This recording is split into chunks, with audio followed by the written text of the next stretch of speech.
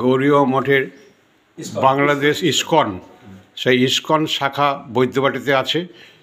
গৌরীয় মঠ হিসেবে পরিচিত আমরা সবাই জানি। সেই ইস্কন থেকে প্রতিনিধি মহারাজ এসছেন বাংলাদেশ শাখা থেকে। আপনার নাম? নমস্কার। পরীক্ষিত গোবিন্দ দাস। পরীক্ষিত গোবিন্দ দাস। বাংলাদেশের কোন জায়গায় থাকেন? আমি ঢাকা স্বামীবাগ থাকি। আচ্ছা, আপনি যে হোমিওপ্যাথির উপর বিশ্বাস আছে এবং আমার কাছে এসছেন ওষুধ নেওয়ার জন্য, আপনি এসছেন এই জন্য আন্তরিক ধন্যবাদ। আপনার বিশ্বাসটা কত দূর এবং আপনার কি রোগটা একটু জানান।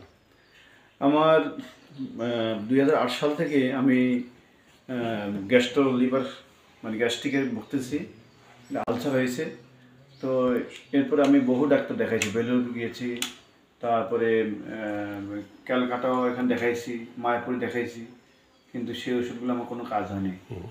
যখন আমি হোমিওপ্যাথিক করেছি তখন আমি আরোগ্য লাভ করেছি। পরবর্তীতে আরও ভালো ডাক্তার খোঁজার জন্য আমি এখানে আসছি যে এটাকে কীভাবে কিউর করা যায়। তো আজকে এখন 25 সাল চলতেছে, এত বছর ধরে আমি এটা ভুগতেছি, এখন আমার ক্লিয়ার হয়নি। এই জন্য এখান থেকে আমি ওষুধ নিচ্ছি, এবার দেখা যাক কী হয়। হরে কৃষ্ণ। হরে কৃষ্ণ। আমিও আপনাকে কথা দিলাম, আমি এইভাবেই চ্যালেঞ্জ নিতে ভালোবাসি। আপনার কথা শুনে আপনার কাছেও আমি চ্যালেঞ্জ দিয়ে আজকে ওষুধটা, আজকে সকালে আপনি এসেছেন, গতকাল কথার পরে ওষুধটা দিলাম কয়েকদিনের, কিন্তু আমি 1 বছর টাইম নিলাম। 1 বছরের মধ্যে আপনাকে কিওর করে রাখবো, এটাই আমার বিশ্বাস আছে। হোমিওপ্যাথির উপর যাদের বিশ্বাস তারা কিওর হবেই।